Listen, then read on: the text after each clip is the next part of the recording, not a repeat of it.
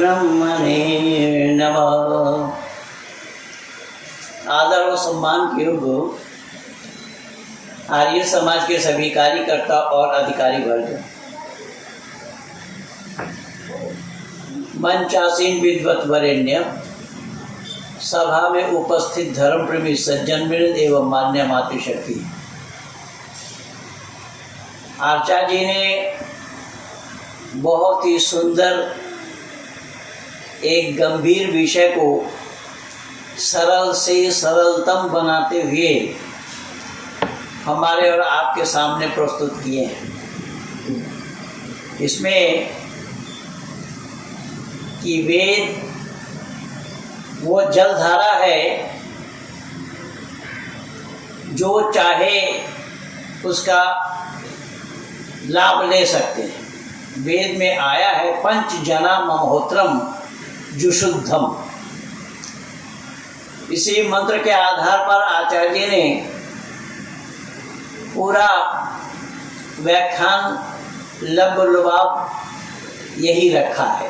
और आर्य समाज का उद्देश्य भी यही है कि वैदिक सिद्धांत का प्रतिपादन कर। भाई आवाज फट क्यों रही भैया? तो रात को तो बहुत बढ़िया दिखाया आपने।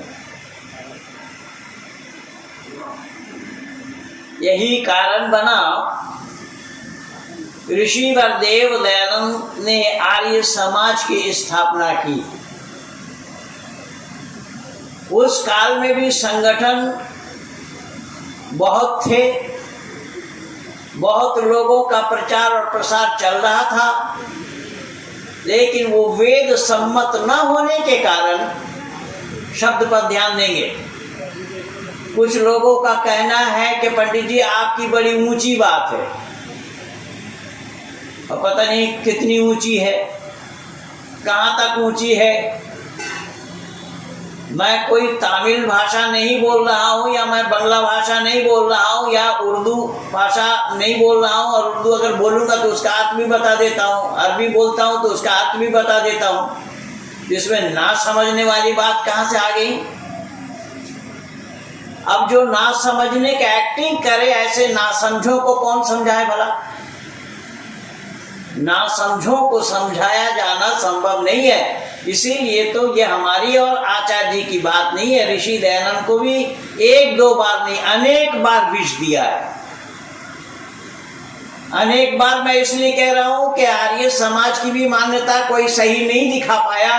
किसी ने 18 बार लिखा, किसी ने 14 बार लिखा है। अब सही किसका है, इसका मीटर किसके पास नहीं है। इसलिए मैं अनेक बार बोला।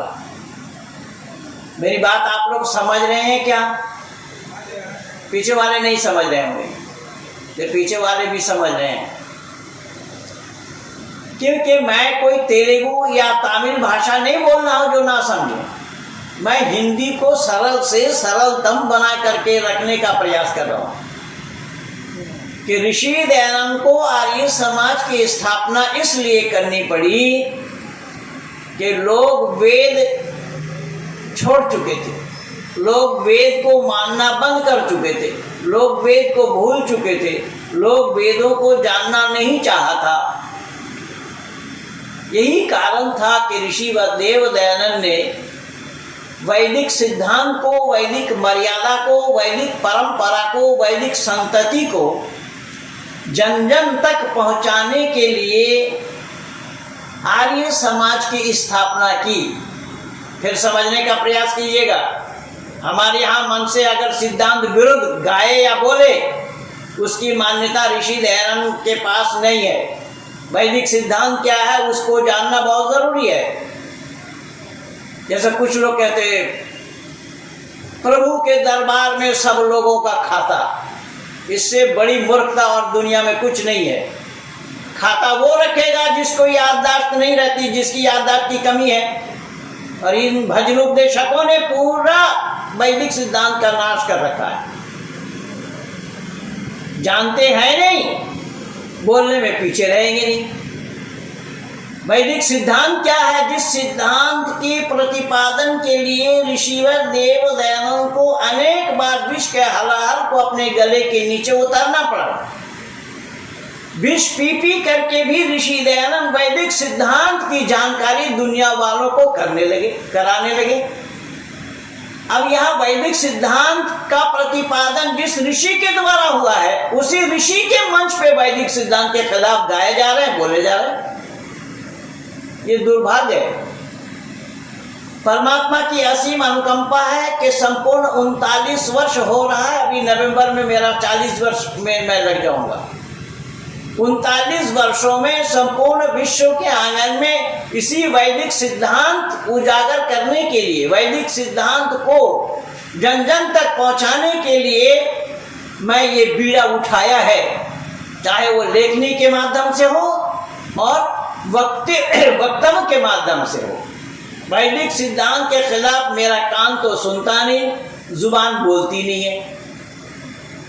तो वैदिक सिद्धांत को जानना ऋषि दयानंद की परंपरा है। ऋषि दयानंद की परंपरा को छोड़ देंगे, बाकी कान का मजा लेने के लिए आप ऑर्केस्ट्रा वालों को बुला लीजिए, भीड़ जम जाएंगे और मनोरंजन भी हो जाएगा। लेकिन ये मंच मनोरंजन के लिए नहीं है।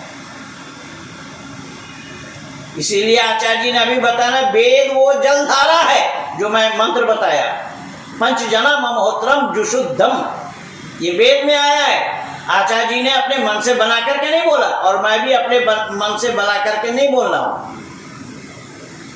परमपिता परमात्मा का उपदेश है कि वेद वो जलधारा है। जैसा वर्षा के समय पानी केवल नीचे फर्श पे नहीं गिरता, पहाड़ों पर भी गिरता है, और पहाड़ के ऊपर जो मोटे मोटे बड़ी बड़ी पत्थरें हैं, लेकिन सख्त पत्थर, सख्त होने के बावजूद भी पानी बहने के लिए उसको रास्ता छोड़ना ही पड़ता है। ये सही है या गलत है भाइयों?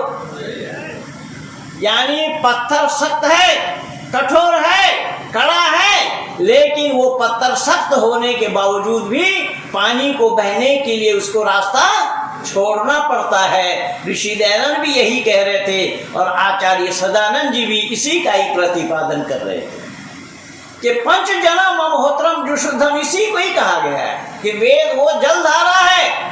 किसी में ये ताकत नहीं, किसी में ये क्षमता नहीं है, किसी में ये शक्ति नहीं है कि औरों को वंचित करे। ये मान्यता ऋषि दयानंद की है। किंतु उस काल में क्या हुआ, और आज भी हो रहा है, ऋषि दयानंद के काल में भी था। तब तो ऋषि दयानंद छिन्न हो करके आर्य समाज की स्थापना की, अपितु आर्य समाज की स्थापना से पहले ऋषि दयानंद को अनेक राजा महाराजाओं ने प्रलोभन देने का प्रयास किया। राजाओं ने तो यहाँ तक कह दिया कि स्वामी जी आप मूर्ति नहीं पूजते हैं, मत पूजिए।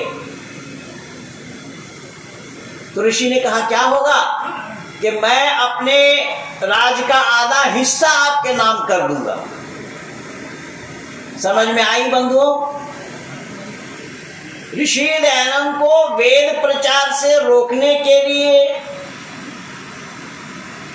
ईश्वर का सही सही पता देने के लिए रोकने का प्रयास किया, और राजा ने क्या कहा कि मैं अपना राजपाट का आधा हिस्सा आपके नाम कर दूंगा, मूर्ति पूजा के खिलाफ मत बोलिए। समझ में आई बात? ऋषि दयानंद ने क्या जवाब दिया? ऋषि दयानंद ने जवाब दिया कि ऐ राजन,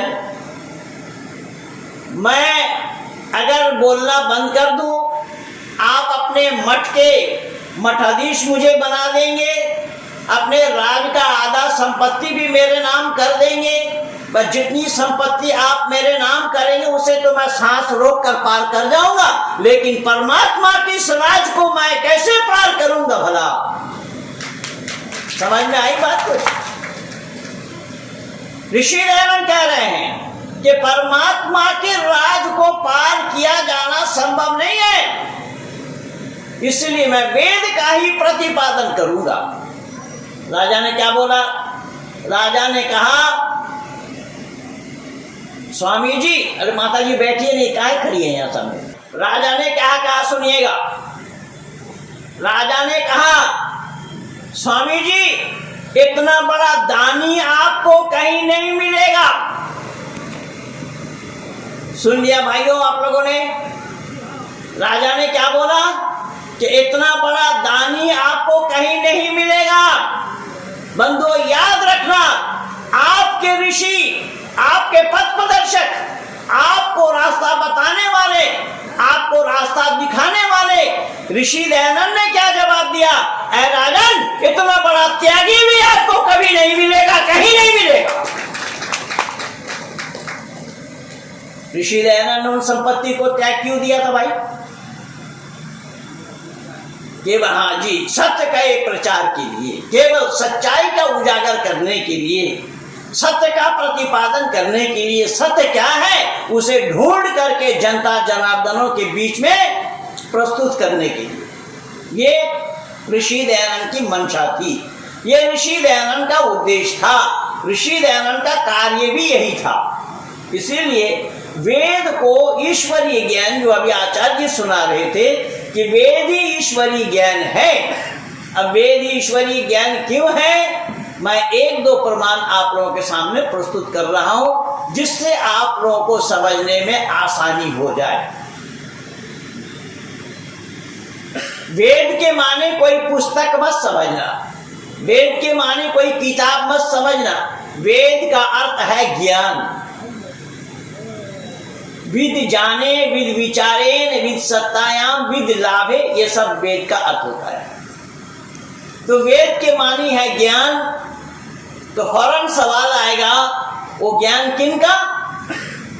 तो जवाब मिला, वो ज्ञान परमपिता परमात्मा का।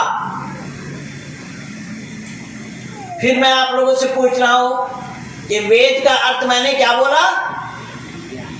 पूछ रहा हूं आप लोगों से, भाई समझ रहे हो तो बोलिए, नहीं समझ रहे हो तो चुप रहिए।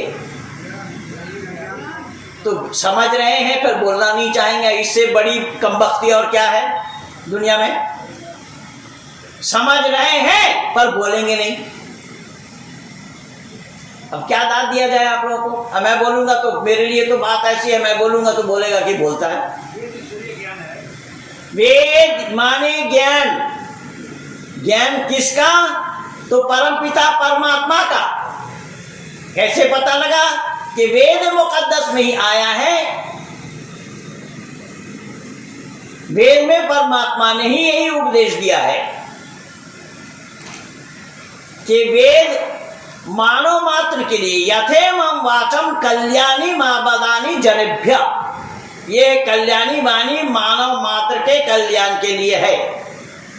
अब फिर शब्द पर जरा मैं जोर दे रहा हूं, इस पर विचार करना कि वेद में परमात्मा का उपदेश क्या आया?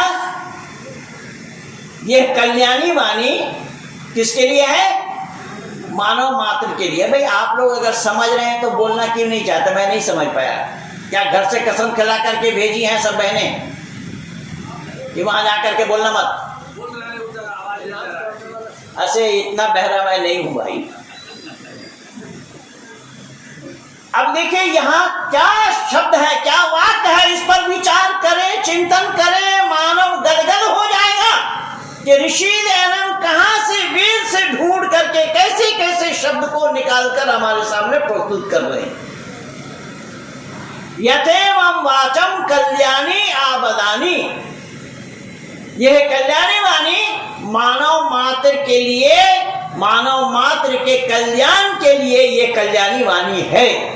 तो क्या ये केवल कल्याणी वाणी आर्य समाजियों के लिए है, हिंदुओं के लिए है, मुसलमानों के लिए है, ईसाइयों के लिए, जैनियों के लिए, बौद्धों के लिए बोला है? नहीं, मानव मात्र। क्योंकि ऋषि दयानंद के दृष्टि में नहीं, परमपिता परमात्मा के दृष्टि में ना कोई हिंदू है और ना कोई मुसलमान है। समझ में आ रही है बात? परमात्मा के नजर में, परमात्मा के दृष्टि में ना कोई हिंदू है और ना कोई मुसलमान है, ना कोई ईसाई है, ना कोई सिख है, ना जैनी है। अगर परमात्मा किसी को उपदेश दे दे एक को, तो परमात्मा पर पक्षपात का दोष लगेगा। यही कारण बना कि ऋषि दयानंद उसी वेद से ही निकाल करके दे रहे हैं कि ऐ दुनिया वालों, यह परमपिता परमात्मा का दिया हुआ ज्ञान है। किन के लिए है? कि मानव मात्र के लिए। अब सवाल आएगा कब से है, तो कब से है? यह आदि सृष्टि से है।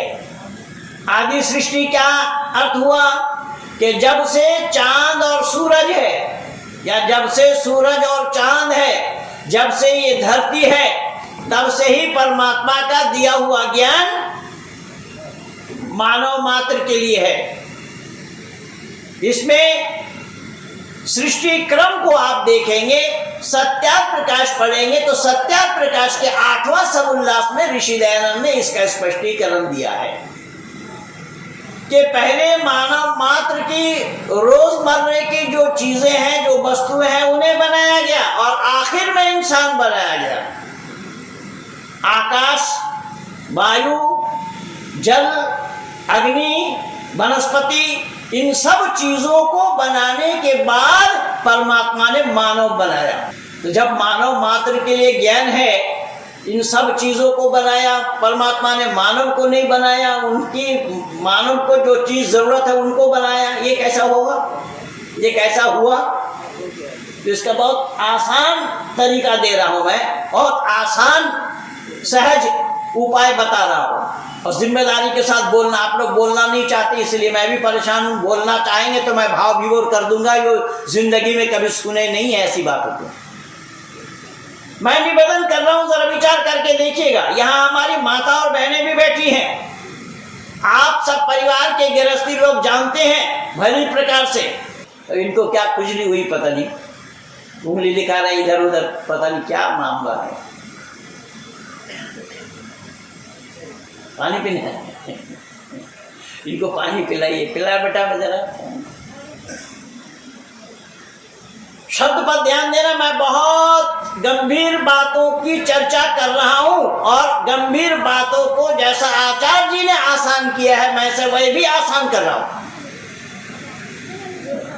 कि मानव मात्र के जो रोजमर्रा की चीजें हैं, पहले परमात्मा ने बनाया और उसके बाद में इंसान बनाया। इसका प्रमाण मैं दे रहा हूं और आप सभी लोग जानते हैं, गृहस्थी तबके के लोग, माता और बहनों को भी भली प्रकार से मालूम है कि बच्चा जब माँ के उदर में होता है, माँ के पेट में होता है, तो दूध पहले आ जाता है या बच्चा जन्म लेने के बाद दूध आता है? जरा बताओ जल्दी।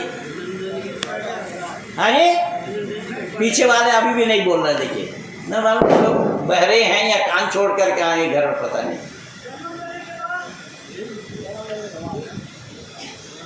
जन्म लेने के बाद दूध आता है। कौन कह रहा है मूर्ख कहीं का? भाई ढूंढो, एक मिलते हजारों। जन्म लेने से, बच्चा जन्म लेने से पहले मां के शिकम में दूध आ जाता है, 5वां 6ठा महीना में।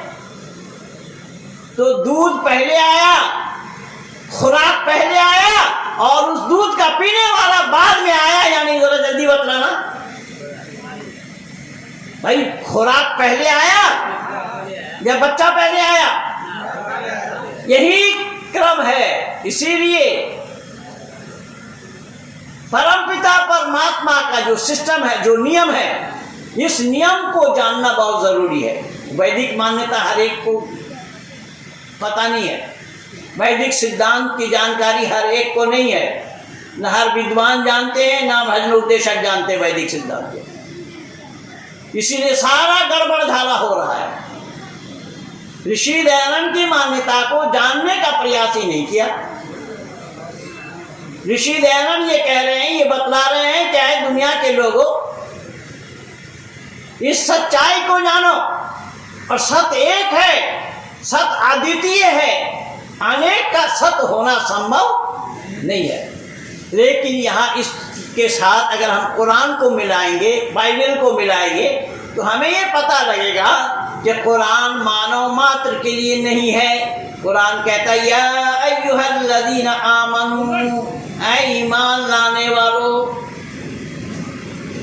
तो ईमान लाने वाले कौन है? जो अल्लाह को मानता है, अल्लाह के रसूल को मानता है, अल्लाह के रसूल को मानता है, कुरान, तौरात, ज़बूर, इंजील, ये 4 किताब को मानता है, 4 रसूल को मानते हैं, क़यामत के दिन को मानते हैं, अच्छे बुरे का किस्मत को अल्लाह ने बनाया बिना छानबीन किए हुए, जहन्नुम में या जन्नत में जाना है, इसको जो मानते हैं वो ईमानदार है। और आप लोग बेईमान कैसे दिखेगा? मैं नहीं बोल रहा हूँ बेईमान, जो ईमान नहीं लाएगा वो क्या होगा? बेईमान होगा साफ शब्दों में। तो इस्लाम वालों ने आपको बेईमान कहा। आप लोग ईश्वर को मानते हैं, हाँ या नहीं, जल्दी बोलना। मानते हैं, लेकिन हजरत मोहम्मद को रसूल मानते हैं, पैगंबर मानते हैं क्या? अरे भाई हाँ या ना बोलो तो भाई डर करके बोल रहे हैं। हमारे भाई साहब ने तो जल्दी बता दिया, पर ये लोग डर करके बोल रहे हैं। अब मानने, अरे भाई चुप हो जाए यार, क्या मानने वाला ईमानदार और आप न मानने वाले बेईमान इस्लाम के नजर में। लेकिन परमात्मा के पास ऐसी कोई बातें नहीं है। इसीलिए यथे मम वाचम कल्याणी माँ बलानी जरभ्या, ये कल्याणी मानी मानव मात्र के कल्याण के लिए है। ये वेद किसी का नुकसान नहीं करता, वेद से किसी का नुकसान होने वाला नहीं है। इसीलिए फिर आ रहे पीछे, वेद माने ज्ञान, ज्ञान किसका? परमपिता परमात्मा का। किनके लिए? मानव मात्र के लिए। कब से? आदि सृष्टि से। अब आया किस भाषा में है वेद? किस भाषा में है? जरा बोलिए जल्दी में है।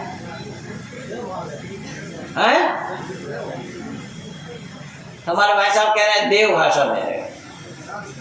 देव भाषा का अर्थ जानते हैं क्या होता है? देव भाषा का अर्थ होता है देवताओं की भाषा। इसलिए इन्होंने कहा देव भाषा है, देवताओं की भाषा। और किसी ने कहा संस्कृत में है। आप ही कह रहे थे कि हम बोल रहे हैं, आपको सुनाई नहीं दे रहा है। अब मैं सुन लिया किसी ने संस्कृत में है बोला। अब संस्कृत में है, हिंदी में क्यों नहीं है? नेपाली में क्यों नहीं है? उर्दू में क्यों नहीं है? अरबी में क्यों नहीं है? हमारे भारत में 36 भाषाएं बोली जाती हैं, किसी और भाषा में ना हो करके संस्कृत भाषा में क्यों है? इसका समाधान देखिए कि क्या सुंदर समाधान आया है। कितना सुंदर समाधान आया है दुनिया वालों के पास, जिसका कोई मुकाबला नहीं है। दुनिया वाले जानते ही नहीं है। संस्कृत शब्द का अर्थ होता है परिमार्जित, परिष्कृत, निर्दोष, निर्भूल, निखूत, जिसमें कोई नुक्स नहीं है। और संस्कृत से ही बना है संस्कार, और संस्कार से ही बनती है संस्कृति। अब संस्कार क्या है? संस्कार के माने परिमार्जित करना, धौत करना, परिष्कृत करना, साफ करना आदि आदि। जैसा उदाहरण के रूप में समझिए, हम आप लोगों में से किसी के घर हम पहुंचे, घर में आपके बच्चे हैं और बच्चे के नाक से 2 मोमबत्ती निकल रहा है, समझ रहे ना? तो लोग क्या कहेंगे? ये परिवार संस्कृत नहीं है। देखिए मैं नहीं कह रहा हूं, आप ही लोग बोल रहे हैं। ये परिवार संस्कृत नहीं है, अर्थात इस परिवार में अच्छाई की चर्चा नहीं है। संस्कार क्या है ये लोग जानते नहीं है। ये बात आ रही है ना? और इसी से बनी है संस्कृति। इसीलिए वैदिक संस्कृति ही सर्वोपरि है। अब देखिएगा, केवल यहीं तक बात समाप्त नहीं हुई। अब अंदाजा लगाइए कि संस्कृत भाषा में परमात्मा का दिया हुआ ज्ञान है, क्योंकि संस्कृत एकमात्र भाषा है जो परमात्मा का होने के कारण, ईश्वर प्रदत्त होने के कारण संस्कृत में स्वर है। स्वर किसको बोलते हैं? स्वर आप लोग? हाँ जोर से बोलिए थोड़ा। खाली आवाज को नहीं, ये आ आ ई ई उ उ, ये जो स्वर है ना, 12 खड़ी जिसको बोलते हैं। हाँ, अब देखिए ये क्यों है, कैसे है? परमात्मा की भाषा क्यों है, कैसे है? इसका प्रमाण दे रहा हूं मैं। जब बच्चा जन्म लिया, किसी भी परिवार में बच्चा जन्म लिया, वो बच्चा हंसता है, चिल्लाता है, पुकारता है, रोता है। उस बच्चे की आवाज दुनिया में आने वाले जितने भी बच्चे होंगे सबकी आवाज एक है। मैं अभी पिछले दिन हॉलैंड में था और वहां पर बहुत सारे रेडियो स्टेशन में, हॉलैंड में जितना रेडियो स्टेशन है सब में मेरा लाइव प्रोग्राम हुआ। एक मुसलमान ने सवाल किया मौलाना साहब ने कि ये क्या बात कर रहे हैं साहब कि संस्कृत भाषा परमात्मा का दिया हुआ भाषा है, संस्कृत तो केवल आप इंडिया वाले बोलते हैं और वो भी ब्राह्मण तबके के लोग बोलते हैं, सब तो बोलते नहीं। मैंने कहा कि सब बोलते हैं, आपको जानकारी नहीं है। बोले जैसा? मैंने कहा आपके घर में एक बच्चा पैदा हुआ, इसी हॉलैंड में क्रिश्चियन लोग भी हैं, उन क्रिश्चियन के घर में एक बच्चा पैदा हुआ, यहाँ हॉलैंड में हिंदू लोग भी हैं, उसके घर में भी एक बच्चा पैदा हुआ। और उन दिनों में उन लोगों से मैं पूछा था और आज मैं आप नेपाल वासियों से पूछ रहा हूँ, ये तीनों बच्चे की रोने, हंसने, चिल्लाने, पुकारने की आवाज़ एक है या अलग अलग है? ज़रा जल्दी बोलना। एक है। तीनों बच्चा कोई मुसलमान परिवार में जन्म लेकर के बच्चा अल्लाह अल्लाह नहीं रोता, कोई मोहम्मद मोहम्मद नहीं चिल्लाता, कोई कुरान कुरान नहीं पुकारता, कोई हिंदू परिवार में जन्म लेने वाला बच्चा जय श्री राम नहीं कहता, जय जानकी भी नहीं बोलता, कोई ईसाई परिवार में जन्म लेने वाला बच्चा ईसा ईसा नहीं चिल्लाता, मरियम मरियम नहीं कहता और बाइबल बाइबल भी नहीं पुकारता।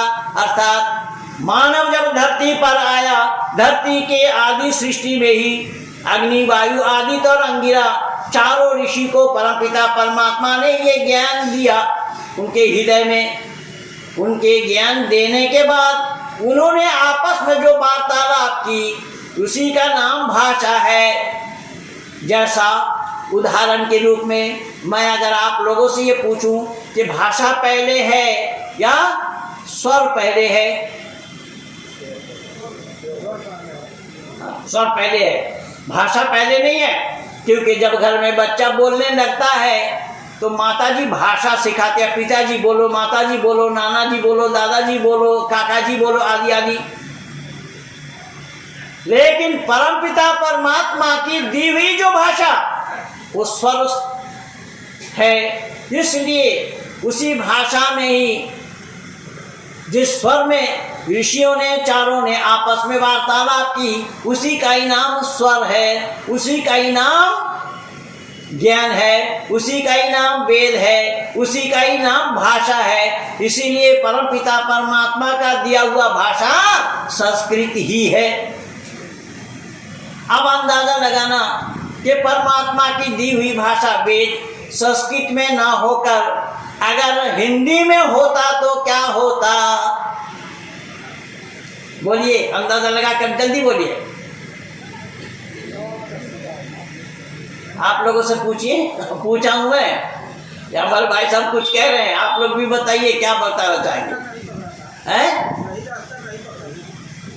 नहीं समझ पाया। नहीं, सही रास्ता पकड़ावे ना पकड़ावे वो बात तो अलग है। रास्ता आपने चुना कहाँ? आपने रास्ता कैसे जाना कि सही रास्ता नहीं है? अगर हिंदी में होता तो नेपाल वाले परमात्मा के तरफ उंगली उठाते। क्या है परमात्मा, हम नेपाल वालों में क्या गलती है कि हम नेपाली भाषा में आपने अपना ज्ञान नहीं दिया, इन हिंदुस्तानियों को हिंदी भाषा में अपना ज्ञान दिया। परमात्मा पर पक्षपात का आरोप लगता या नहीं लगता? बंधु जरा जल्दी बोलना।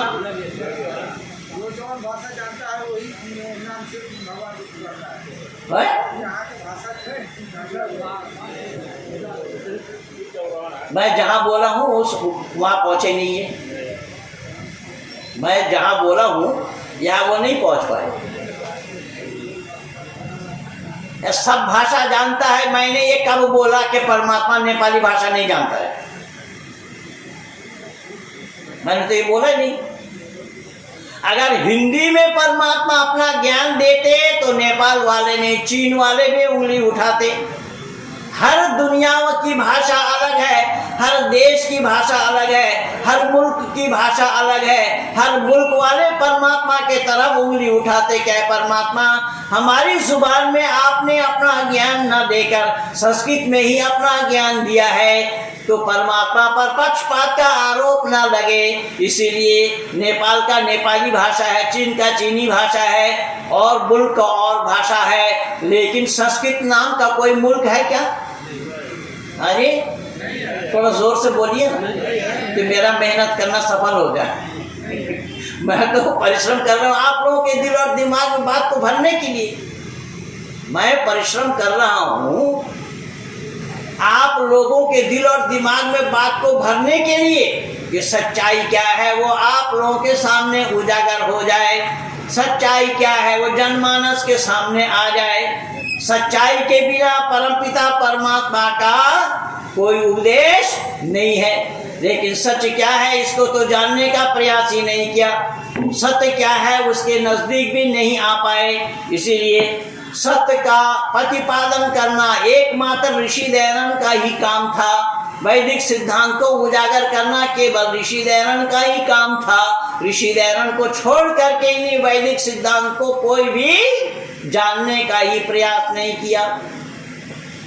इसलिए मैं निवेदन कर रहा हूँ संस्कृत में ही स्वर है। आप कहेंगे भाई हम लोग तो अंग्रेजी पढ़े हैं, अंग्रेजी में भी 5 लेटर को हमने स्वर माना है। अंग्रेजी के कितना लेटर को स्वर माना है? आई वाला लेटर को भी स्वर माना है। जरा आई लेटर को हिंदी अक्षरों में लिख करके बताइए आई क्या क्या कौन कौन अक्षर लिखने से उच्चारण होगा आई? आ और ई दोनों अक्षर के संयुक्त करने से उच्चारण क्या बना? आई। मैं पूछना चाहूंगा अंग्रेजी में आ है क्या? हाँ जी, अंग्रेजी में नहीं, दुनिया के संस्कृत छोड़ करके किसी भी लैंग्वेज में नहीं है। और है तो संस्कृत से ही निकाली हुई है। इसको इसीलिए संस्कृत को सभी भाषाओं के जननी कहा गया है, सभी भाषाओं के जन्मदायिनी बताया गया है। सभी भाषाओं को जन्म दिया है संस्कृत ने, लेकिन दुनिया वालों ने तो जानने का प्रयास नहीं किया, क्योंकि एक वैदिक सिद्धांत के साथ इन लोगों का कोई वास्ता ही नहीं रहा। वैदिक सिद्धांत को क्या है इसको जानना भी नहीं चाहा। वैदिक सिद्धांत का प्रतिपादन करना तो बहुत दूर की बात है। वैदिक सिद्धांत को जाने बिना वैदिक सिद्धांत का प्रतिपादन किया जाना संभव नहीं होगा। अब उर्दू अरबी फारसी को लीजिए। उर्दू अरबी फारसी में पहला लेटर है अलीफ। अलीफ को हिंदी अक्षरों में लिख करके बताइए जल्दी में। आ, ला, ई और फा 4 हुरूफ के एक साथ संयुक्त होने से, 4 हुरूफ के एक साथ जुड़ने पर उच्चारण बना, क्या बना? अलीफ। अब आ अरबी में है, उर्दू में है, फारसी में है आ। अरे लेकिन हमारे यहाँ खूबी देखिए, हमारे यहाँ केवल आ नहीं है, आ 2 है। कितना है? 2 है, एक छोटा और एक बड़ा आ। ई एक छोटी ई और एक बड़ी। यानी इसी तरीके से परमपिता, इसको अगर जानना चाहेंगे तो हमारे गुरुकुल के बच्चे हैं यहाँ, इनको मालूम होगा। पता नहीं ब्रह्मदत्त जी वर्णोच्चारण शिक्षा पढ़ाए या नहीं पढ़ाए, मैं नहीं जानता। ऋषि दयानंद ने अपनी एक छोटी सी किताब वर्ण उच्चारण शिक्षा में दर्शाया है, इसीलिए इसको स्वर कहा गया। ऋषि दयानंद से लिखते हैं स्वयं राजंता इति स्वरहा, जो अपने आप में राजा है, जो किसी का सहयोग नहीं लेता, जो किसी का सहयोग लिए बिना बोलता है, उसका नाम स्वर है। और व्यंजन उसको कहा जाता है जो स्वर के सहयोग से बोले, उसका नाम व्यंजन है। जैसे का के साथ आ लगा है, का के साथ आ ना लगे तो का का उच्चारण नहीं होगा। ये व्यंजन जितने भी है वो सब स्वर से जुड़ा हुआ है, स्वर से टच है। स्वर को छोड़े बिना व्यंजन का उच्चारण नहीं होगा। तो संस्कृत में ही केवल स्वर आया है। दुनिया के किसी भी भाषा में, जिसको भाषा 4000 से कुछ ज्यादा भाषाएं बताए जाते हैं, और परमात्मा की असीम अनुकंपा है, कि 7 भाषा को मैंने जाना, पढ़ा, समझा। 3 भाषा में मास्टर डिग्री है, 3 भाषा से मैं एमए हूँ, जिसमें बंगला, अंग्रेजी, उर्दू, अरबी, फारसी, हिंदी और संस्कृत। पर आप लोगों को ये पता होना चाहिए, मैं हिंदी और संस्कृत को जानता ही नहीं था। 32 साल के आयु के बाद मैंने जब गुरुकुल इंद्रप्रस्थ में आया, गुरुकुल इंद्रप्रस्थ में आने के बाद वहीं से मेरी शिक्षा शुरू हो रही है हिंदी और संस्कृत की। मैं हिंदी नहीं जानता, हिंदी का हा तक नहीं जानता, संस्कृत को बहुत दूर की बात। आज परमात्मा की असीम अनुकंपा है, एक बेटी को 2 वेद कंठस्थ है, सामवेद, यजुर्वेद कंठस्थ है, अष्टाध्यायी, महाभाष्य, ये सारा कंठस्थ है। वैयाकरणी है, व्याकरणाचार्य है, स्वर क्या है, त्वरित क्या है, सब ये भेद जो ऋषि दयानंद ने दिया है। वैदिक सिद्धांत में जो भेद है, वैदिक सिद्धांत में जो बताया गया है। सामवेद क्या है? सामवेद आचार्य यज के पश्चात सुना रहे थे। महावामदेव ज्ञान ऋषि दयानंद ने लिखा है, किसी भी खुशी के अवसर पर महावामदेव गान गाना चाहिए, लोग इसको नहीं करते हैं। तो कहने का तात्पर्य मेरा ये है, ऋषि ने ये सारा खजाना वेद से ही निकाल करके दिया है। कहीं से उधार लेने का कोई नाम नहीं है, कहीं से उधार ऋषि ने नहीं लिया है, सब वेद से ही निकाल करके दिया है। तो खजाना तो हमारे पास मौजूद है, लेकिन ढूंढना पड़ेगा, जानना पड़ेगा।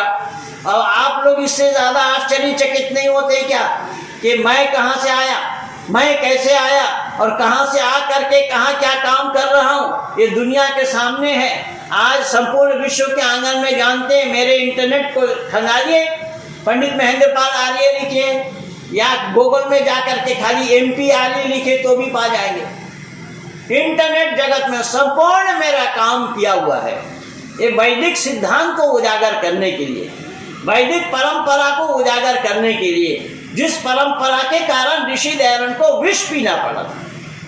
विष पी करके ऋषि दयानंद ने राजा महाराजाओं के संपत्ति को ठोकर मारी थी।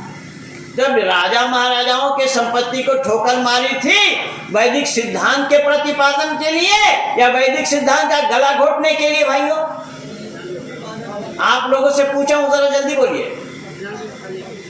वैदिक सिद्धांत का प्रतिपादन करने के लिए अब वैदिक सिद्धांत का गला घोटा जाए उसी दयानंद के मंच पे, तो इससे बड़ी दुख की बात और क्या है?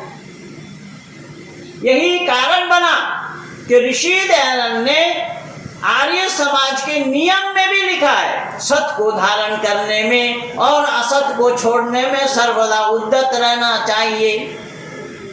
किसको पूछ रहा हूं? आप लोगों से।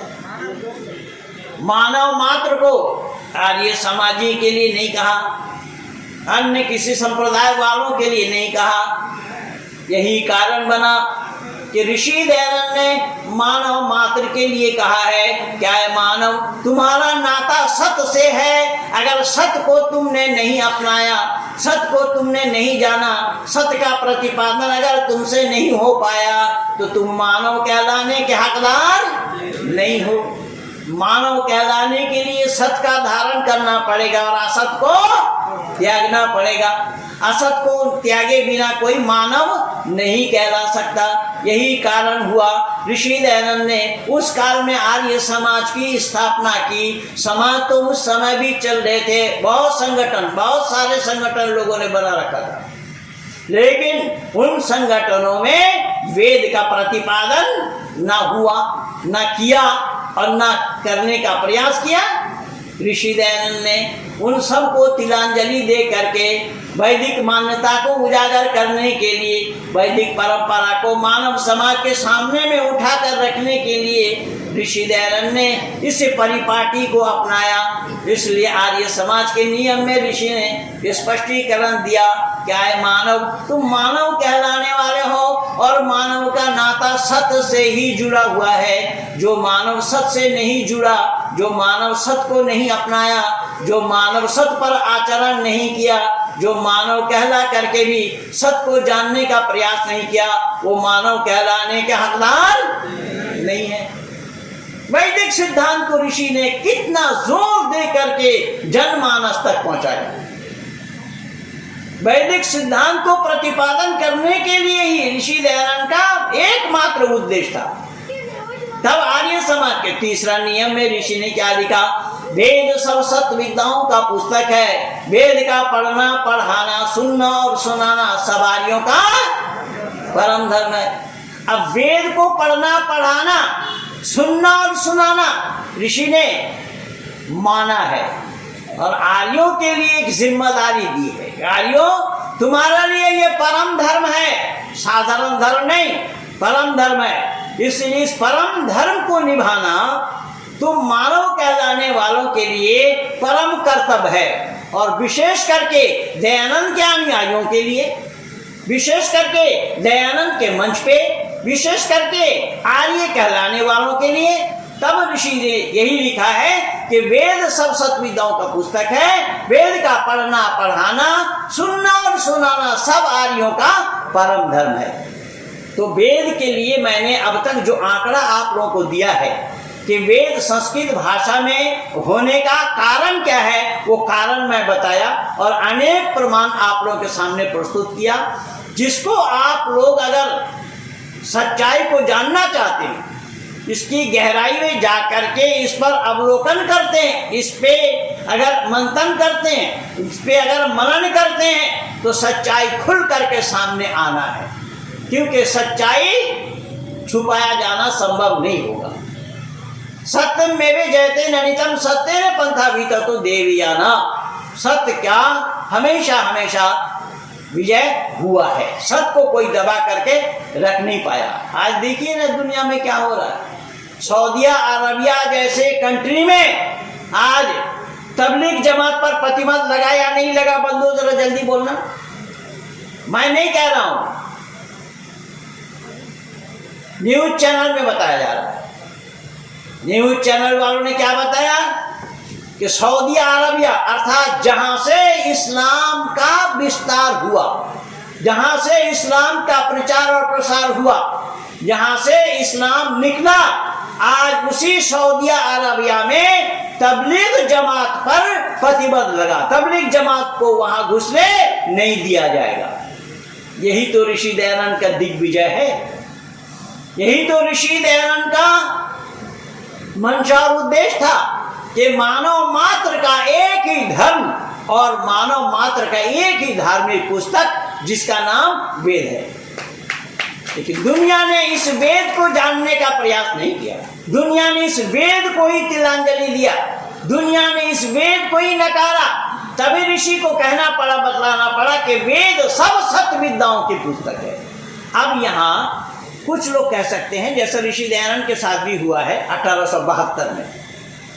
ऋषि दयानंद को भी ईसाई पादरी ने कहा कि स्वामी जी आप ये क्यों कहते हैं कि वेद सब सत्य विद्या है, तो बाइबल में सत्य विद्या नहीं है? स्वामी जी ने कहा मैं तो ये कहा ही नहीं कि बाइबल में सत्य विद्या नहीं है।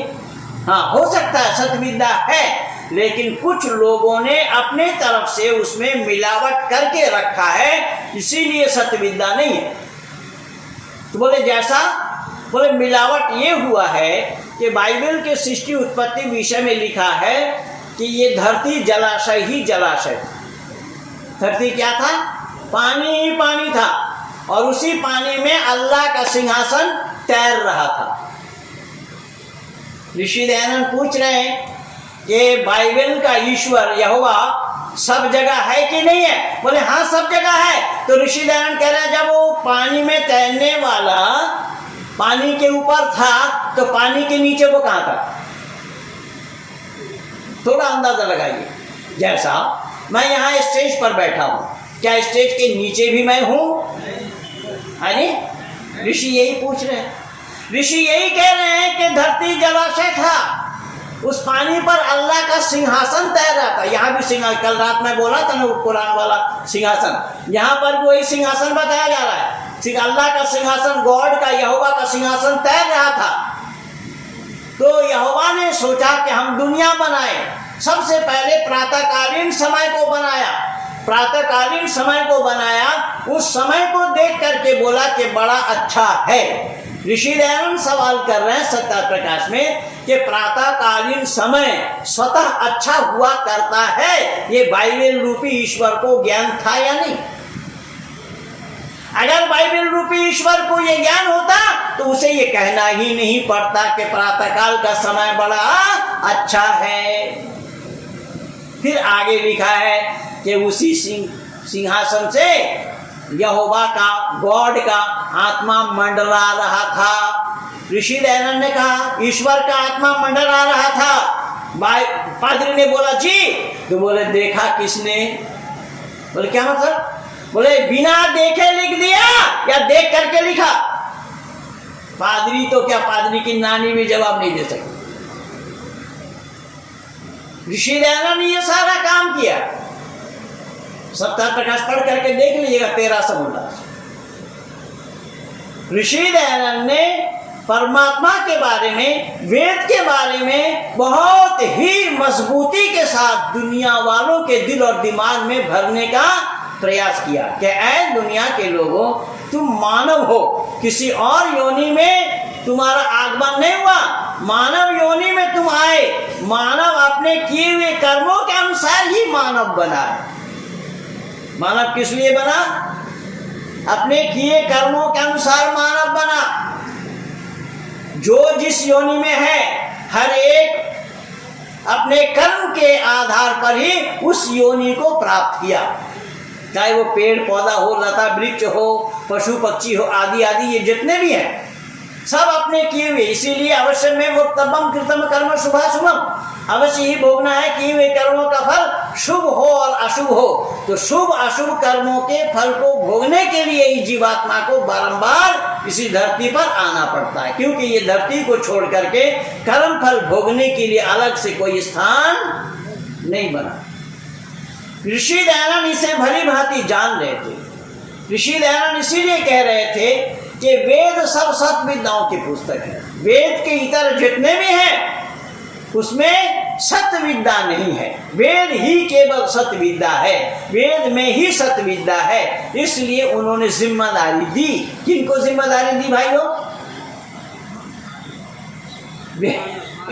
किनको जिम्मेदारी दी हैं? क्या बोल रहे हैं आप? नहीं, मानव को नहीं। मानव ने माना कहाँ? आर्यों को जिम्मेदारी दी। ऋषि ने लिखा तीसरा नियम में, वेद सब सत्य विद्याओं का पुस्तक है। वेद का पढ़ना, पढ़ाना, सुनना और सुनाना सब आर्यों का परम धर्म है। मैं नहीं बोल रहा हूं, ऋषि दयानंद के नियम बोल रहे हैं। आर्य समाज के तीसरा नियम में ऋषि ने लिखा कि आर्यों के लिए परम धर्म है क्या करे? वेद को पढ़े, पढ़ावे, वेद को सुने, सुनावे, वेद का प्रचार करे, करावे। भाई वेद का प्रचार ही तो कराने के लिए ये सारा ताम झाम आप लोगों ने रचा रखा है। ये क्या काम था आप लोगों का? ये किसी के घर में व्यक्तिगत किसी की बेटी की शादी है, बेटा का छिकाई है, क्या है? किस लिए ये आयोजन किया गया है? सिर्फ वेद प्रचार के लिए। यही तो उद्देश्य है ना। इसीलिए ऋषि दयानंद, ये उद्देश्य केवल आप लोगों का नहीं है, ये उद्देश्य ऋषि दयानंद का है। ऋषि दयानंद ने यही कहा। तब ऋषि दयानंद ने एक बात और कही कि अलग कोई मत या पंथ चलाने का लेश मात्र भी अभिप्राय मुझ में नहीं है। मैं सत्य का प्रतिपादन करना चाहता हूं। देखिए शब्द पर ध्यान देना। ऋषि दयानंद क्या करना चाहते हैं? सत्य का प्रतिपादन करना चाहते हैं। शब्द पर ध्यान दे। क्या करना चाहते हैं ऋषि? सत्य का प्रतिपादन करना चाहते हैं। और ऋषि कह रहे हैं इस सत्य के प्रतिपादन के लिए इस उंगली का पलीथा बना करके अगर कोई उसमें आग भी लगा दे फिर भी सत्य से विचलित नहीं होना चाहिए। समझ में आई बात? ऋषि दयानंद लिख रहे हैं कि सत्य के प्रतिपादन के लिए इस उंगली का पलीथा बनाकर कोई अगर इसमें आग लगा दे, फिर भी सत्य से विचलित नहीं होना चाहिए। और उसी सत्य प्रकाश में ऋषि दयानंद ने एक प्रमाण दिया है भर्तहरि जी के एक श्लोक का, निदंत नीति निपुणा का। और उसमें ऋषि दयानंद कह रहे हैं कि इसी सत्य के प्रतिपादन के लिए अगर मृत्यु अभी आवे या वर्षों के बाद, शब्द पर ध्यान देना, कि सत्य के प्रतिपादन के लिए अगर अभी मृत्यु हो जाए या वर्षों के बाद मौत आवे, खूब धन मिले या धन चली जावे, फिर भी न्याय पथ से विचलित नहीं होना चाहिए। अब इससे बड़ी बात और दुनिया वालों के पास क्या है? दुनिया वालों ने जानने का प्रयास कहाँ किया है ऋषि दयानंद को? दुनिया वालों ने तो ऋषि दयानंद को बाईपास किया है और ऋषि दयानंद के मुकाबले में स्वामी विवेकानंद को खड़ा कर रखा है, जो वेद का वा जानते नहीं, जो धर्म का धा जानते नहीं, जो संस्कृत का सा नहीं जानते हैं, राष्ट्रीयता के लिए जरा सा भी योगदान जिनका नहीं है, ऐसे व्यक्ति को ही खड़ा किया है। और ऋषि दयानंद का ये सारा परिश्रम इन लोगों ने बेकार किया। तो ऋषि दयानंद ने जो ये काम किया है, इसीलिए ऋषि और कह रहे हैं, क्या कह रहे हैं? कि सत्य को बोलना और बुलवाना, शब्द पर ध्यान देना, सत्य को बोलना बुलवाना। किससे बुलवाना है? औरों से। सत्य को खुद बोलना, औरों से बुलवाना, असत्य को छोड़ना, औरों से भी छोड़वाना मैं अवश्य समझता हूं। ऋषि दयानंद कह रहे हैं सत्य तो खुद बोलो, औरों से भी बुलवाने का प्रयास करो, असत्य को खुद छोड़ो, औरों से भी छुड़वाने का प्रयास करो, तभी मानवता की रक्षा हो पाएगी। तो वैदिक सिद्धांत क्या है, वैदिक मर्यादा क्या है? वैदिक मर्यादा को जाने बिना ऋषि दयानंद के मंच पे बोलना इतना आसान काम हो जाएगा? ऋषि दयानंद की जो मान्यता है, उस मान्यता के प्रतिपादन के लिए ही तो ये सारा आयोजन किया गया है ना। ये आयोजन किस लिए है?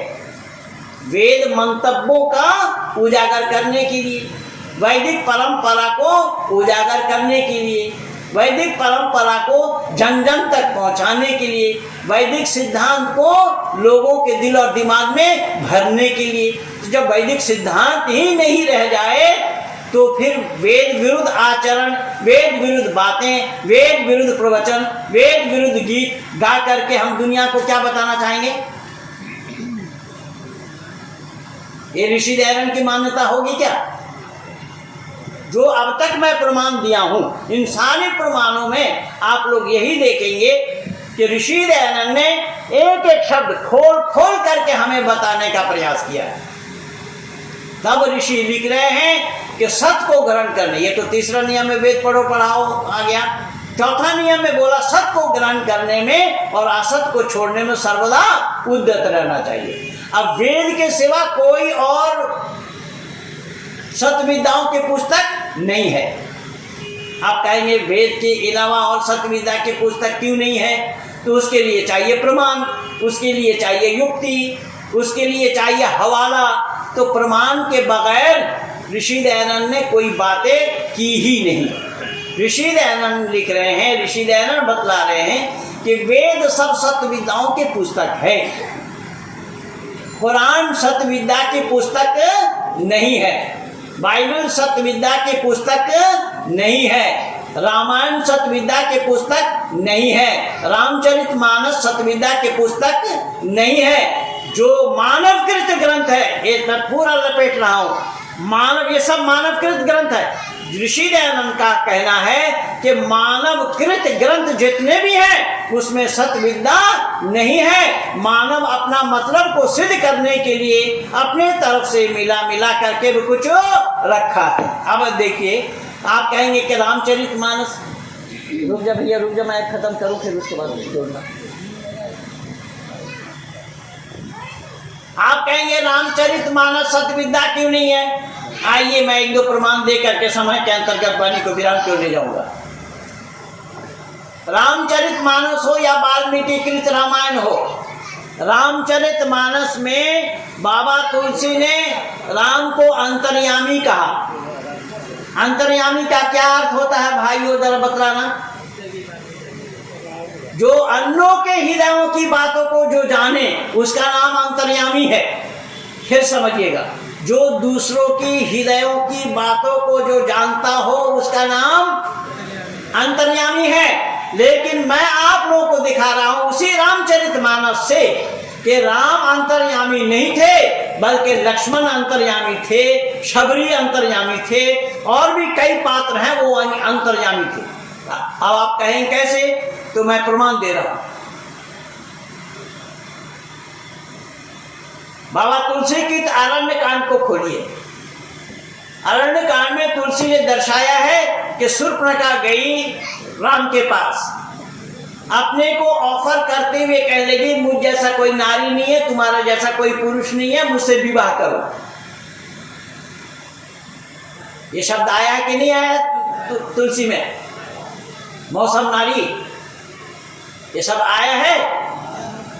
अब राम ने माता सीता के ओर दिखाकर कहा कि मैं शादीशुदा हूं, ये मेरी पत्नी है, दूर में जो बैठा है मेरा भाई वो कुंवारा है, वहां कुंवारा मोर लघु भ्राता, ये शब्द आया है। किसके लिए कहा भाई, किसके लिए कहा? लक्ष्मण के लिए कहा। तो आप लोग जानते हैं फिर भी बोलना नहीं चाहते, इसलिए मुझे तकलीफ हो रही है कि जानकार आदमी भी कैसे खामोश रहते हैं, इससे बड़ा दुर्भाग्य और क्या है। और जानकार लोगों से बात करने में आनंद आता है। अब आप देखिए, शूर्पणखा के लिए क्या कहा राम ने कि मैं शादीशुदा हूं, ये मेरी पत्नी है, दूर में जो बैठा है मेरा भाई वो कुंवारा है। कुंवारा शब्द का क्या अर्थ लेते हैं हमारा? जब चारों भाइयों की शादी एक साथ हो चुकी थी तो वो कुंवारा कैसे हो गए? या तो लिखने वाला झूठ लिख रहा है या कहने वाला झूठ कह रहा है। अब वहां शूर्पणखा गई लक्ष्मण के पास, अपने को ऑफर करने से पहले लक्ष्मण ने मां कह के संबोधित किया। अब शूर्पणखा पूछ रही है, मैं मां तेरी कैसी लगी? मैं पराया देश का रहने वाली नारी, तू जंगल में रहने वाला पुरुष, मैं मां कैसी लगी? तो लक्ष्मण ने जवाब दिया कि जब तू विवाह के उद्देश्य से बड़े भाई के पास गई थी तो बड़े भाई के पत्नी मां के बराबर है। अच्छा बंधु, मैं आप लोगों से हाथ जोड़ करके पूछना चाहता हूं, बड़े भाई का पत्नी जब वो विवाह कर लेते तब तो बनती ना? जब राम ने विवाह किया ही नहीं तो बड़े भाई का पत्नी कहकर राम पर लांछन लगाया गया या नहीं? हाँ जी, तो सच क्या है? लेकिन राम और शूर्पणखा जिस समय बात कर रहे थे, लक्ष्मण जी कैसे जान गए कि ये मेरे भाई के साथ विवाह करने के लिए आई है? तो अंतर्यामी राम हुए या लक्ष्मण? अब फिर देखिए, बात शबरी झाड़ू लगा रही है। शबरी से पूछा जा रहा है क्या बात, अभियान क्यों? तो शबरी ने कही कि राम का आगमन होने वाला है। अब राम को शबरी ने देखी नहीं, अब राम का आगमन होने वाला है ये कैसे जान गए? तो अंतर्यामी राम होंगे या शबरी होगी? इसीलिए मैंने निवेदन किया कि ये शब्द गलत है। ऋषि दयानंद को धन्यवाद दीजिए, ऋषि दयानंद ने इन सब बातों का उजागर किया। ऋषि दयानंद अगर ना आते होते तो सच्चाई से लोगों का कोई भी नाता नहीं जुड़ सकता था। केवल इतना ही, वाल्मीकि को उठाइए, वाल्मीकि ने भी कहा देशे देशे कनित्राणि देशे देशे च बंधुवा तंतु देशे न पश्यामि यत्र भ्राता सहोदरा। कि भाई भाई देखने को मिला है जो आपस में मिल करके रहते हैं और आपस में झगड़ भी लेते हैं, लेकिन ऐसा सहोदर भाई कहीं भी देखने को नहीं मिला जैसा कि राम और लक्ष्मण है। अब सहोदर का क्या अर्थ होता है, क्या अर्थ लेते हैं हमारा है? सहोदर का क्या माने है? एक उदर से उत्पन्न होने वाले दोनों को, जिसको माजा है भाई उर्दू में हम कहते हैं, उसी को सहोदर भाई बताया गया। तो दोनों की माँ एक थी या अलग अलग थी? जरा जल्दी बोलना। तो दोनों की माँ अगर अलग थी तो सहोदर कैसे हो जाएंगे? हाँ जी, सही क्या है फिर? क्या कह रहे हैं, जोर से बोलिए जरा। हाँ? तो पिता एक है तो क्या सहोदर बताया जा रहा है? पिता एक है तो क्या हुआ? सहोदर तो दो, उधर तो दो है। मैं जो बोल रहा हूं उसको समझने का प्रयास कीजिए ना। ऋषि दयानंद कोई जवाब नहीं दे पाए लोग, और आज तक जवाब देना संभव नहीं हुआ। कितने रामायणी हैं, न मालूम कितने रामचरित्र के कथाकार हैं, आज तक जिन लोगों से जवाब नहीं बन पाया, जो लोग जवाब नहीं दे पाए। और मैं दावा के साथ कह रहा हूं, मैं प्रलय तक समय देता हूं कि हो सके तो प्रलय से पहले कोई जवाब ले आना। ये चुनौती मैंने इस्लाम वालों को भी दिया हुआ है। और आज तक इन 39 वर्षों में मैं व्यक्तिगत अपने प्रयास से 22,000 मुसलमानों को वैदिक धर्मी बना चुका हूं। एक दो नहीं, 22,000।